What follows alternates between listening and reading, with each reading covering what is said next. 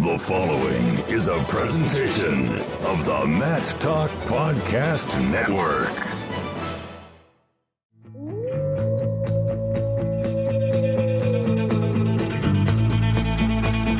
The mind of Pat Popolizio is a wondrous thing.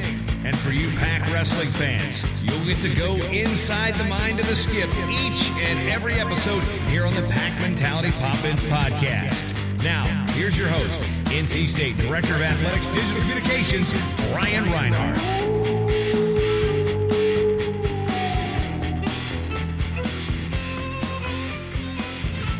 Welcome back to the very first in-season episode of the Pack Mentality Pop-Ins podcast. Now that practice is officially underway for the 2019-20 NC State season, I'm your host of NC State Athletics Alone podcast, NC State Director of Digital Communications, Brian Reinhardt, and I'm joined by the head coach of the Wolfpack, Pat Popolizio.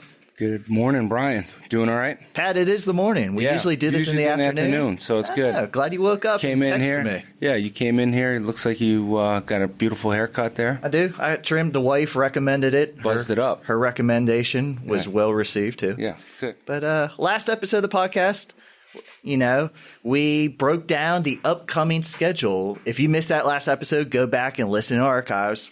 What was the feedback you received from fans about the schedule you guys put together for this upcoming season? It's a good balance of heavy competition at some tournaments and obviously some big duels that'll be at home later in the season and some new teams we're getting ready to see. Obviously, we always want to add some Big 10, Big 12 teams here, but it didn't work out this year, so we'll continue to work hard for next year to get somebody in town or go on the road to make sure we can get a home and away with them. But that would be the ideal situation every year, so we'll keep working at that.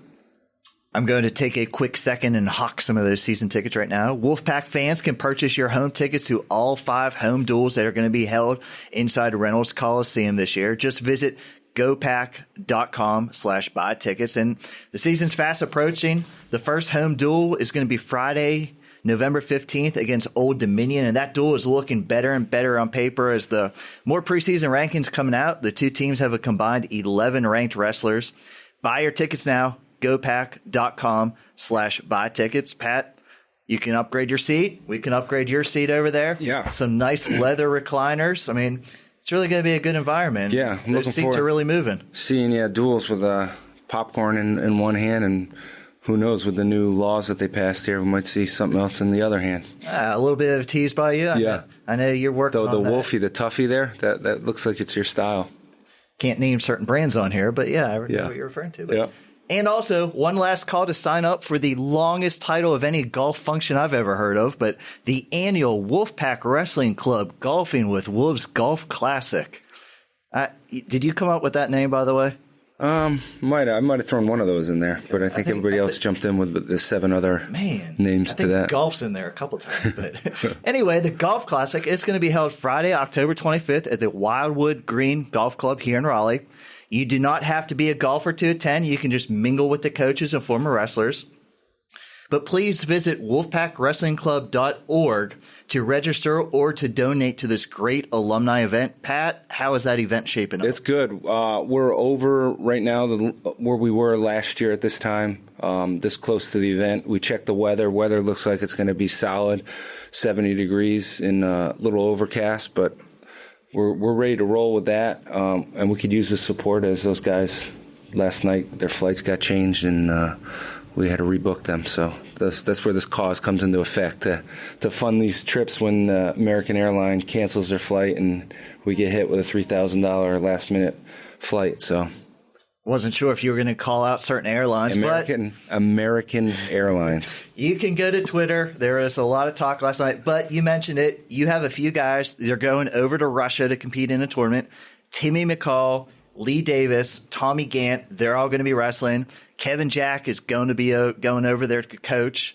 Yeah. A little bit of adversity in the travel, but good for them. A good opportunity in this tournament here. We always train these guys for adversity, and they got it thrown at them. Hopefully their luggage gets lost as well. We'll see how Lee handles that overseas training in just a T-shirt and shorts for 5 days. So it'll be good. Isn't a wrestler supposed to pack a singlet in the backpack just in case? They should know. We'll see if they did that or not. Otherwise, they're going to show up wrestling and someone else's. They're going to be sharing, all three of them will be sharing one singlet back to back. Speaking of Russia, Mock was recently over in Russia. I guess I kind of want to ask, what weight class is he going to go to try out for the Olympics? So he was at 92 kilos, kind of just testing it, seeing if he wants to go up or down. He's kind of in the middle right now, and he's got to make that commitment here real soon. NYAC's coming up mid-November as well, so a lot of those guys will be in action there, but that's a weight, Mock's got to decide where he wants to go, and that's something we're going to figure out this week. But he's got a lot of options, and that's why he went overseas to continue to get better, and he won one match and lost the last one 4-3, so he's continuing to make that progress, but it's always that international scene. You got to be on your A game at every competition you go to, because there is some high-level wrestling, and peaking at the right time is obviously extremely important for those guys. By the way, Kevin Jack really getting that passport stamped here. First Estonia, now Russia. Throwing him right in there, and it's crazy. The youngest guy's going there to coach those guys, so we'll see. Maybe he'll throw a singlet on, too. At what weight? Yeah, that answer. 86 kilo. Again, visit wolfpackwrestlingclub.org to sign up to either participate in the golf outing, or if you just want to come and hang out with Wolfpack Wrestling, a great dinner and award show afterwards. But by the way, huge promotion just about being finalized for that Virginia Tech duel on February 14th. And we aren't quite ready to release details, but we are still in the process of seeing it through. But I can guarantee you will want to be one of the first 300 fans into that duel for that giveaway. I'm pretty sure this is the first giveaway at this level in college wrestling. Pat, stepping up. I came up with this idea. I'm taking full credit for it. I'm impressed. But it's a really great idea. Let's just fix that. There's only 299 because I'm taking one myself. And I know someone else who's claiming a few others. But again, we're going to release Virginia Tech Duel, one of the best giveaways that we've ever done here at NC State. But Pat, practice is underway very early in that process. What is the normal flow like for you guys during a typical practice? Yeah, we're in sync now. We're going through another training phase. We were doing a lot of running and conditioning for the last 6 weeks, and now it's switching to a little more drilling, a little more live wrestling, and probably a little more intense conditioning, but just not as drawn out as what we were doing in the mornings with some of the runs and lifts that we were doing. So, now it's time to build that core strength and get ready for competition. And it's a long season. So, we want to make sure conditioning is rock solid as we start. And then you want to make that push to the end of the season. So little by little, we want to make sure guys are technically sound and focusing on their weaknesses and staying strong with their strengths. And a lot of guys are doing that right now as we speak. There's guys currently in the room, so that's a good thing. I walked in there and saw, about 5 or 6 groups doing individual workouts with Donnie, Adam, and Timmy just left, so they're not working with him right now. Now, you guys have some weights wide open for a starting spot. How much do you guys focus on those individuals competing for those weight classes compared to your more established starters? I think it's one of those, it's a new year, so we got to restart everything. But I think the experience some of those guys have, it's going to be hard to beat a guy out of our lineup like Hayden. So, like to say that that's a lock, but in this sport, there are guys that are new and are developing, and so there are other weights right now that are going to be up for grabs. But I like to say, there's 5 or 6 guys right now in our lineup that have proven that they can beat anybody in the country. So it's going to be a challenge to beat those guys out of our lineup, but we do have some good depth, and I'm excited to see who steps up and takes advantage of that opportunity. And you might see some new faces at some weights where you thought maybe, so-and-so was going to be a returner, and now you got a young guy that's pushing to take that spot. And There's a couple weights, 33, 49 in heavyweight. We'll head out to Citadel to kind of do some prelims and wrestle offs, and we'll do the final ones right here in our November, I want to say 8th would be our wrestle. You're wrong, but we're going to bring that. All right, I'll let you get that. November 8th, 9th, all the days are blending together. I know it's a weekend. Pat, you're a very busy guy. We understand that. Yeah. I love how keep that in check. I love how you establish that on every podcast. Yeah. But the Citadel Open, you are sending those 3 weight classes down. That's going to be the first weekend in November. But Coming back after that tournament, wanted to remind fans, NC State Wrestling will hold the annual Wrestle-Offs on Saturday, November 9th out at Carter Finley Stadium.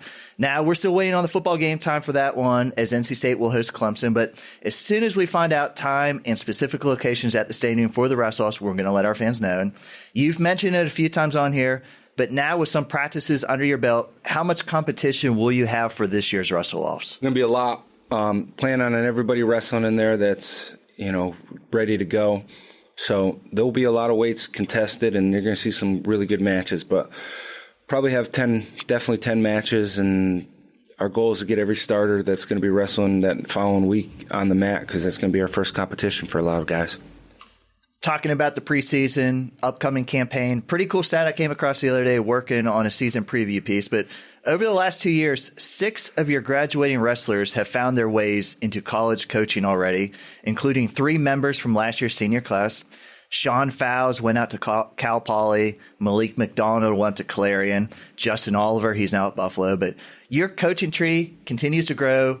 You, Donnie, and Adam have to be pretty proud of these guys are moving right into the college ranks. Yeah, that's exciting to see those guys take the next step in their career. They've obviously done tremendous things for our program here, and you're a great leadership that all those guys have. And it'll be exciting to see how their career path goes, because it's starting off. It's not an easy thing to do, jumping around from 2 years here, 3 years there, and you keep climbing the coaching rankings. So those guys are hard workers, and they got great personality, so they're going to do some big things, and it makes our sport better. Having the right people in the right positions in coaching obviously makes everybody better, and those guys are going to do that, so hats off to them. All right, Pat, that was a nice little catch-up as the season inches closer. Now here, after preseason has ended and practice has started, we appreciate you catching us up on everything Wolfpack Wrestling.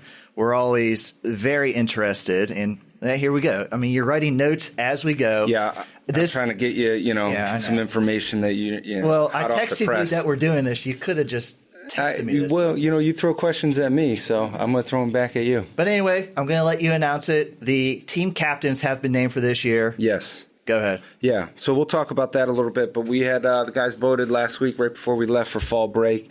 And this year's team, the attitude and mentality is about as good as I've been around a group of guys. So when you get named a captain from this team, it obviously shows the commitment and the belief that these guys have. So we went with 5.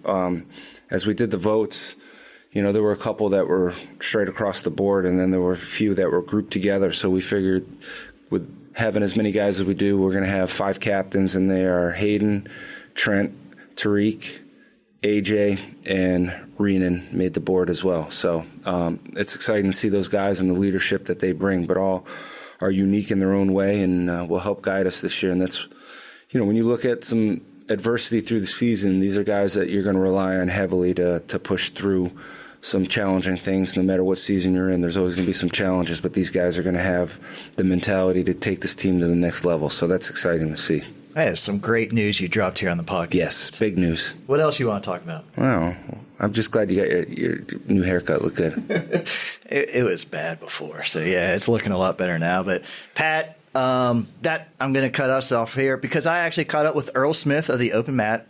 We're going to talk some preseason national rankings. My favorite. I was going to say favorite. Love the rankings. What is your dislike for preseason national rankings? This is what I think of the rankings. Ready? There you go. And where's the garbage can? There it is. Now, see, that's why I didn't have you join us for the interview. Yep. I interviewed Earl. Final rankings come out usually third week in March, so I'll let you know. You just want to get out there and wrestle.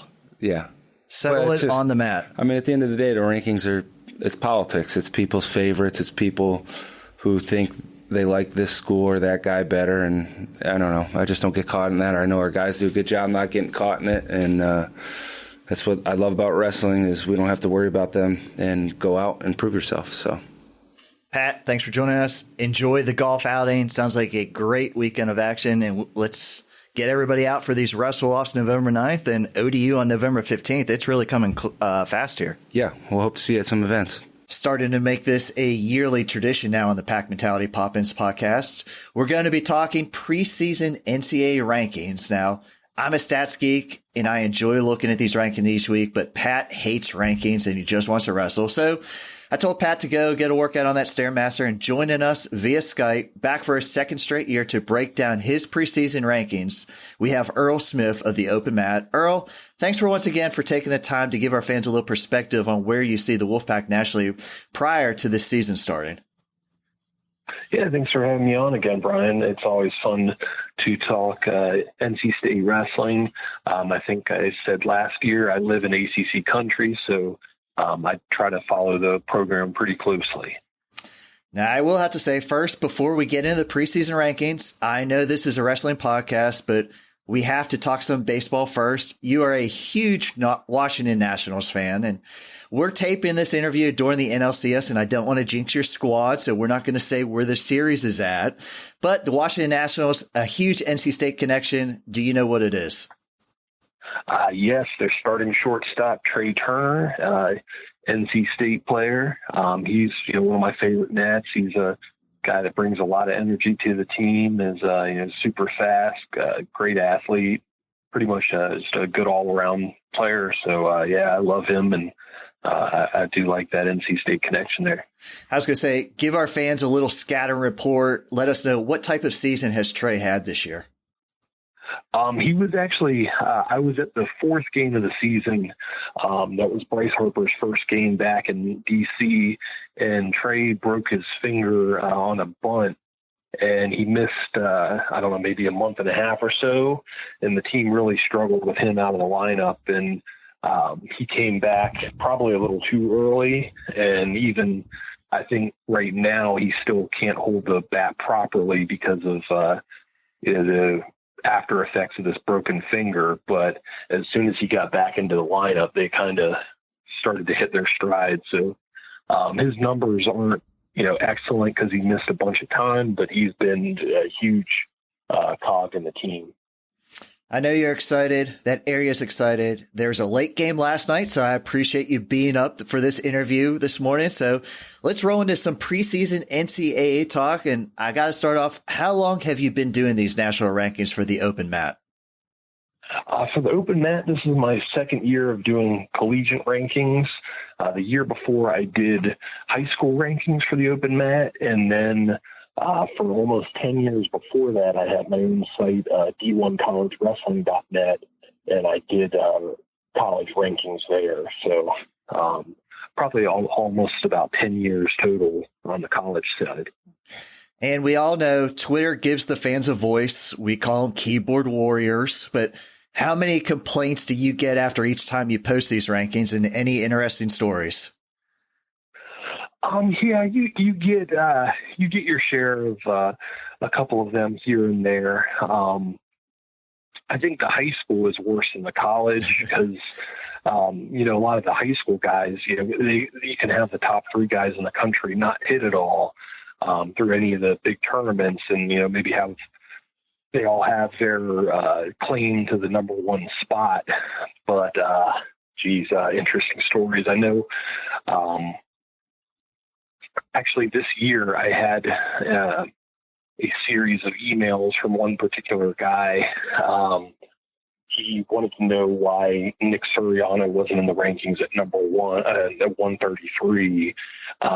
He wanted to know why Mekhi Lewis wasn't there at 165, and proceeded to call me incompetent and a couple other things for not having those guys in there. So, and I don't know if we'll address that, but those guys are supposed to take Olympic red shirts this season, which, as we talk, may come up once or twice, but that's going to be a big factor this year nationally. I was going to say, easy to do. Just send them the link that the schools send out, and you don't even have to say anything else. You could have been right. But yeah, exactly. I'm glad you brought up Olympic red shirts because we're going to start off a little broad. And in my opinion, this season, it's going to look like any other in recent years. And with the Summer Olympics coming next summer, the introduction of an Olympic red shirt has really hit college wrestling. guys that have qualified, they have the option to take this college season off and still retain that year of eligibility in trying to qualify for the Olympics. And long story short, qualifications for the U.S. Olympic team mainly are coming at the U.S. Open in December. Then 2 weeks after the NCAAs, the U.S. Olympic trials will be held. So it's really hard for these college guys to wrestle in college and then still try to get that Olympic bid. But I think everybody, they haven't really declared yet, but quite a few have. I saw at least 3 national champions from last year are already taking that Olympic red shirt, and many other All-Americans have followed. In your opinion, how different will this NCAA season be? Yeah, there's going to be a couple of weight classes where, we're looking at the top, and instead of having that one dominant guy that, we're 90% sure is going to win the title, there's maybe 3 or 4 or 5 guys who have a good shot at that title. Whoever has the best tournament in March is going to come out on top. So there's going to be a little more parity, at least in most of these weight classes compared to previous seasons. Well, I was going to say, as an NCAA journalist who covers the NCAAs, and of course you cover all levels of wrestling, do you think the Olympic red shirt, is it good or bad for NCAA wrestling? I think overall it's good for NCAA wrestling. If some of these young guys that are seeking the Olympic red shirt and in a spot of the Olympic team, if they do make it, like Kyle Snyder in 2016 and Jaden Cox, they both made the team while they had NCAA eligibility. I think it just reflects positively on the sport. And before we start to break down each weight class, what do you think of the NCAAs going to Minnesota and being held at the Viking Stadium this March? I'm always up for new ideas and new ways to expose our sport to a broader audience. So, there should be more opportunities for fans to get in and see the tournament maybe for the first time. I know there was a lot made last year about Pittsburgh and, people not being able to get as many tickets as they have in the past. So, it's there. It should be an interesting scene. I am just like anyone else. I want to see how the sight lines play out, and there's going to be some, maybe hurdles or just things to get used to from a media standpoint as far as covering the event. But overall, I'm pretty optimistic about it. I was going to say NCAA is always a very fun time. Everybody's looking forward to it. Plenty of tickets. There's going to be plenty of seats. But yeah, I think the sight lines and the mat setups are going to be what everybody's looking for. And I didn't write down too many notes. I just pulled up the open mat, and I'm going to be looking at the rankings as we go. I think we'll just go through the weight classes. I'll offer my 2 cents on the NC State guy and just I want you to get your thoughts. But starting at 125, all 4 NCAA semifinalists from last year are returning, including 2-time NCAA champ Spencer Lee of Iowa. And also from the ACC, Jack Mueller of Virginia is back after he was the runner-up. NC State, we're going to be having somebody new at 125 as 4-time NCAA qualifier. Sean Foss has graduated, leaving that spot open. The early favorite, redshirt freshman Jacob Camacho from Danbury, Connecticut. You have Jacob starting the season out at number 13 nationally. He is your highest ranked freshman at that weight. And first, I have to ask you, how hard is it to rank freshmen in these preseason rankings? Yeah, for me, at least, I don't rank any true freshmen just because it's really kind of apples and oranges comparison. It is difficult with a redshirt freshman like Camacho. He wrestled actually pretty frequently, but there are some other redshirt freshmen that may only have wrestled in 1 or 2 open tournaments, and they had good wins there, but it's not the same as the weekly grind of the guys who are actually competing. And so you kind of, I don't know, I'm a little more conservative, kind of against the freshmen. So I'm usually going to rank them maybe a little lower than maybe some other people, and maybe lower than my instincts say. And our fans did not get to see Jacob too much in freestyle this offseason, but can you talk about his style of wrestling and how you see his rookie going, considering the amount of talent back at this weight class? Yeah, I'm a big fan of his. I think he can rise pretty quickly from that 13 spot. You do have those guys at the top of the weight class, like you mentioned, the Spencer Lees and Muellers, and those guys are going to be tough to beat. But the guys ahead of Camacho in the rankings, the immediate guys ahead of him, most of those guys aren't even ones that have gotten that close to All-American in the past. So, he's one I could see moving up pretty quickly. 133 pounds is a little different from 125. The top three placers last year are all taking Olympic red shirts, and I'm assuming Fix from Oklahoma State is, of course. And NC State's also looking for a new starter at this weight, as Tarik Wilson will be moving up to 141. Strong competition in the NC State practice room for this spot, hence why nobody is ranked here for the pack by the open mat. But I think maybe Jarrett Trombley might have been one of those others receiving votes. But Pitt's Mickey Felipe is the returning ACC champion. A lot of youth in the ACC here. How do you see 133 playing out? Yeah, 133 should be pretty interesting. We talked about it last year as being one of the tougher weight classes in recent memory. You saw that as you had a guy like Tarik Wilson that had such a great season as a freshman, or great NCAA tournament. He ended up wrestling into the round of 12 last year. And you have Filippi in the ACC. It's with all those guys redshirting, it's going to be a little more manageable this year. But, and you're right, Trombley's a guy that I did kind of have in that next year right after 20. So, he's on my radar as a guy. He jumps out to a fast start. He may work his way in there. Also in the ACC, there's a guy named Colin Girardi. He was a Virginia kid that probably didn't have a lot of attention nationally coming out of high school, but he had some good wins last year while redshirting. So it's going to be pretty competitive again at the ACC there. Two-time NCAA champion Yanni Diakomahalis will also redshirt this season, and the top three placers are all not wrestling this season at 141. And like I mentioned, Tarik Wilson will be moving up a weight class after competing at 133 his first 2 years.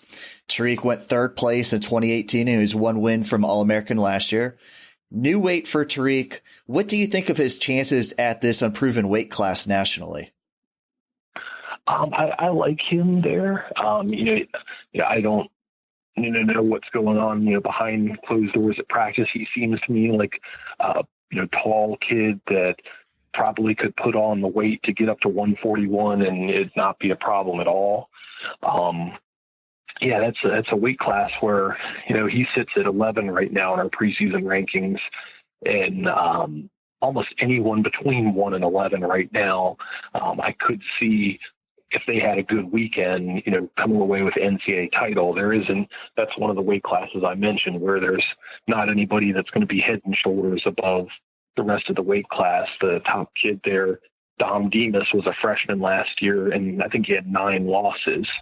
So it's up for grabs, and I like Wilson's chances there. Little special treat. We haven't finalized it yet, but South Beach Duels, NC State might be taking on Oklahoma, so we could see Tarik against that preseason number 1. But moving up to 149, another open spot in the Wolfpack's lineup. Your preseason number 1, O'Connor from North Carolina, is the lone ACC rep in this weight class. And NC State's going to have a trio of guys fighting for the spot, all very young, all very new to the lineup. So here's another weight class nationally with a lot of unproven guys, especially in the ACC. So 149 is pretty wide open this year, I would say. Yeah, absolutely. And you said that North Carolina's O'Connor is number 1 there. Another weight where you could see any of the top 6 or 7 guys come away with the national title. And behind O'Connor in the conference, it's really going to be up for grabs. It's one where, if someone really steps up and establishes themselves as the guy for NC State, they could get into the ACC finals, perhaps. And, you've been around that tournament a lot. I have as well.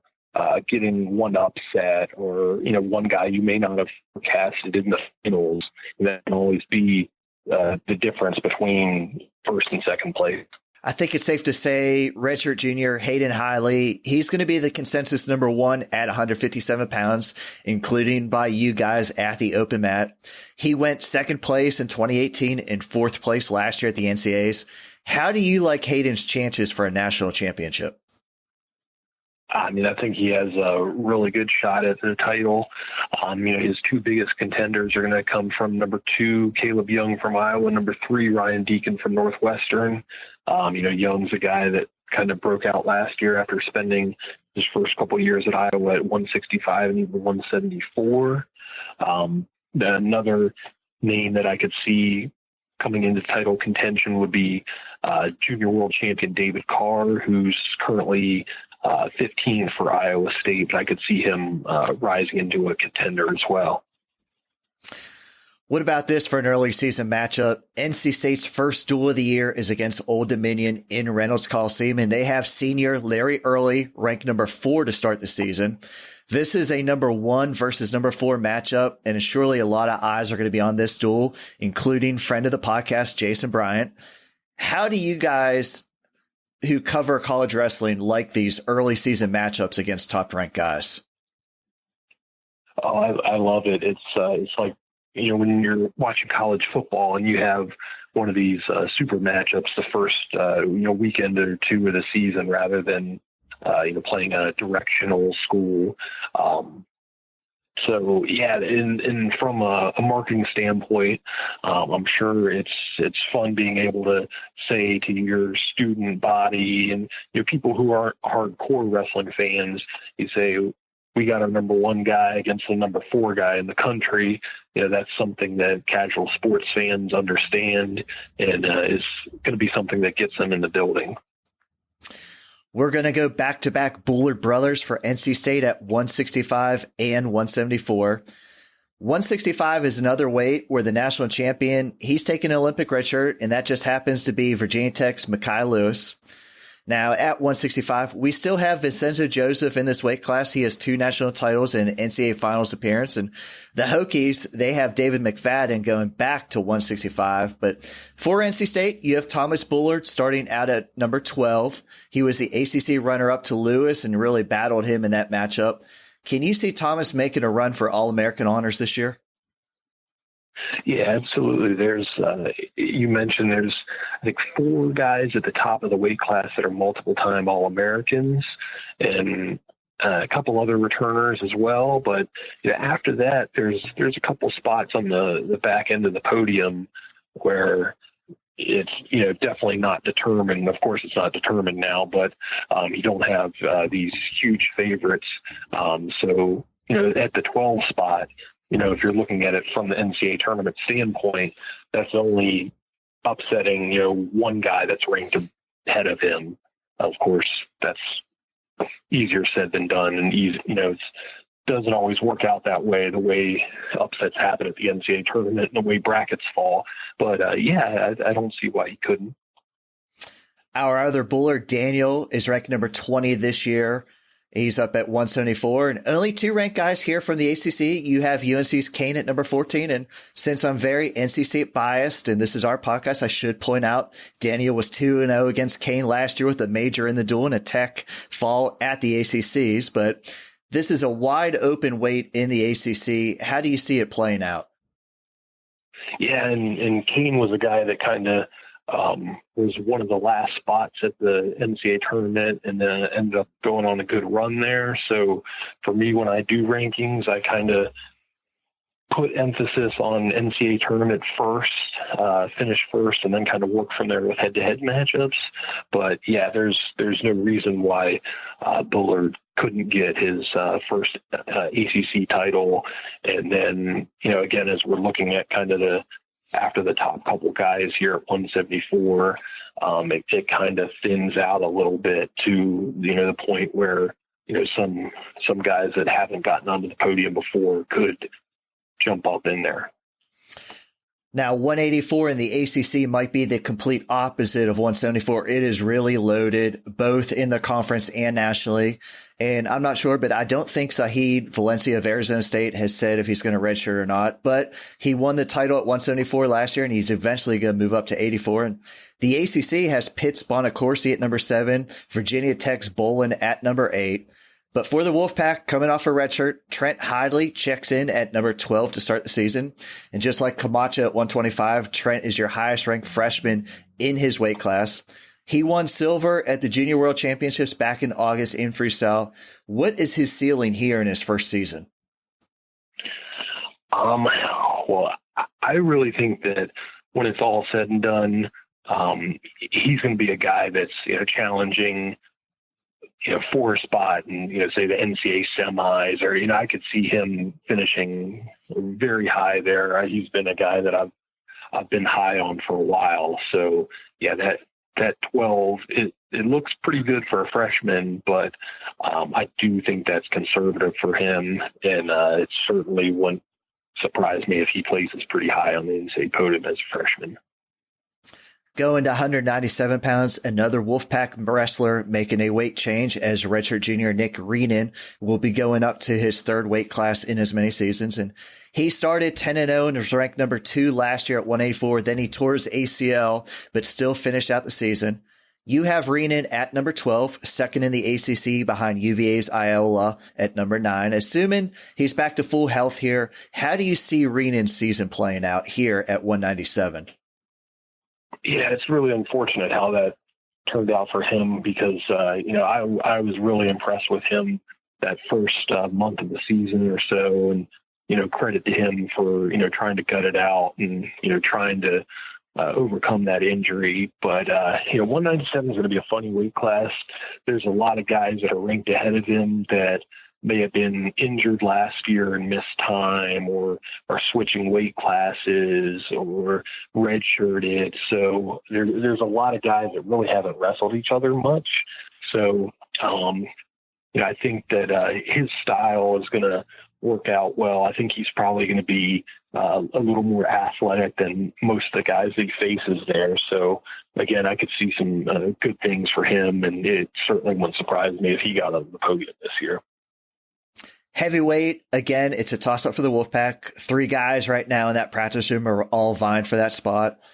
NCAA champion Anthony Cesar of Penn State's back, and you have a duo from the ACC ranked at number 11 and number 12, and Wolfpack fans are always interested in heavyweight as Nick Wisdowski is trying for the U.S. Olympic team, and you never know who's going to be taking that Olympic red shirt and trying to get his spot. But how do you see heavyweight looking this year for the NCAAs?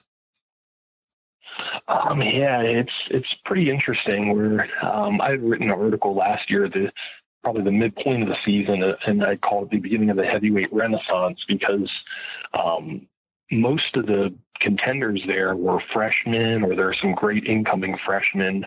So I can see this weight class being, if you're looking, there's a lot of sophomores there now. So these guys are going to be hitting each other for the next couple of years. In that article, I mentioned the 2 freshmen from NC State as guys, they're probably going to develop into good heavyweights where, Wilson just missed out on getting a bid to the tournament last year. But in most instances, you'll see maybe a freshman heavyweight that doesn't make it to the tournament and just kind of grows into his body, is in another year in the D1 room, and then comes out as a sophomore. And, people are like, where did this guy come from? So last year was kind of an anomaly with so many great freshman heavyweights. So it's going to be a lot of fun, but, I could see, one of the Wolfpack guys developing and, making a run at things this year. Earl, I want to thank you again for the breakdown. It's always fun catching up with you. I love talking rankings. I know the coaches don't, so as an SID, I appreciate that. But let our fans know where they can get all of their college wrestling news this upcoming season. Yeah, it's theopenmat.com. We're going to have a lot of previews. We've got an ACC preview coming out next week. I think I hit most of the ACC, including NC State in our early lineup looks over the summer. But come back frequently. I try to think I'm trying to be humble, but I would say I think we have the best written content you're going to find about wrestling, especially at the college level, on the internet. But so give us a shot. Give us a try. I want to thank everybody for listening today. This is your Pack Mentality Poppins podcast covering all things NC State wrestling. Until next time, Wolfpack Wrestling fans, go Pack. The Pack Mentality Poppins podcast is produced by the Mat Talk Podcast Network. For more wrestling podcasts, go to MatTalkOnline.com.